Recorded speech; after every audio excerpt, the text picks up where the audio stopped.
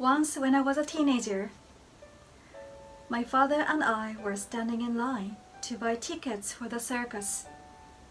Finally, there was only one other family between us and the ticket counter. This family made a big impression on me. There were 8 children, all probably under the age of 12. You could tell they didn't have a lot of money, but their clothes were neat and clean. The children were well behaved. They looked so excited about the circus. It would be a highlight of their lives. The father and mother were at the head of the pack, standing proud as could be. The father was smiling and enjoying seeing his family happy. Finally, the ticket lady asked the man how many tickets he wanted. He proudly responded, "I'd like to buy 8 children's tickets and 2 adult tickets." The ticket lady stated the price. The man's lip began to quiver. Then he leaned a little closer and asked, "How much did you say?" The ticket lady again stated the price. The man didn't have enough money. How was he supposed to turn and tell his 8 kids that he didn't have enough money to take them to the circus? Seeing what was going on, my dad reached into his pocket, pulled out a $20 bill, and then dropped it on the ground. My father bent down, picked up the $20 bill, tapped the man on the shoulder and said, "Excuse me, sir, this fell out of your pocket."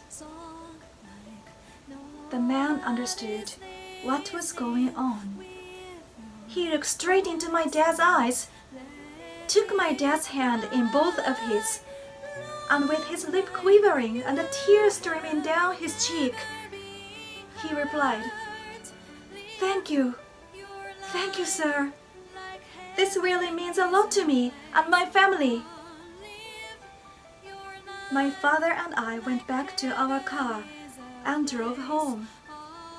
We didn't go to the circus that night, but we didn't go without. Hi everyone! Let me tell you about the short story that made me cry when I was in high school. I was impressed with the boy's father's honorable act. Do you remember what he did when he realized that the man in front of him was in a big trouble? He dropped his own money on the ground on purpose, and he said, "Excuse me, sir, this money fell out of your pocket. Isn't it yours?" In this situation, he could say, "Oh, you don't have money, so you can use my money, here you are." But he didn't behave like that. If he did, it could humiliate the other father. He didn't want to make the situation look as if he felt sorry and gave money as charity to the poor people who don't seem to have enough money. If I did something good, I could say, "Hey, listen everybody, I did something great, how cool I am!"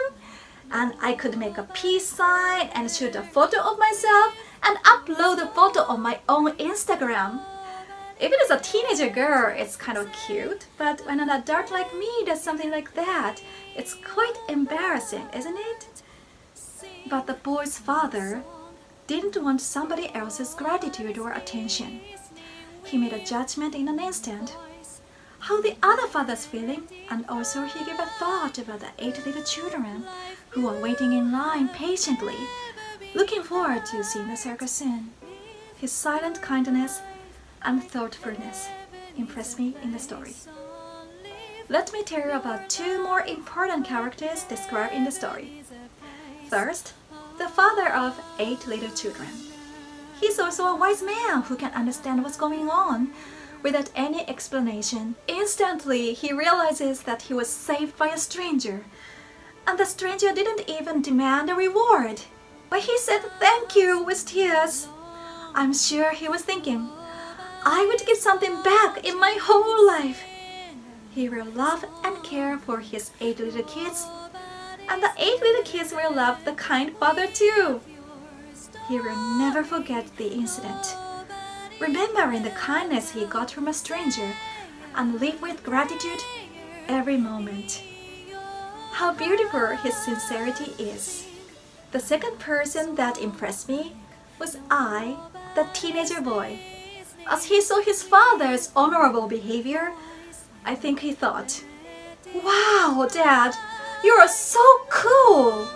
Because of his father's act, he and his father didn't have a chance to see a circus. But it is really a great thing to give something precious away to others. The boy and his father knew it. Looking at his father, I think the boy made up his mind. I will be a cool man like my father. The Bible also says, "But when you give to the needy, don't let your left hand know what your right hand is doing, so that your giving may be in secret. Then your Father, who sees what is done in secret, will reward you." Mathew 6:3 and 4. This is one of my favorite stories about fathers. I hope you like it, and happy Father's Day!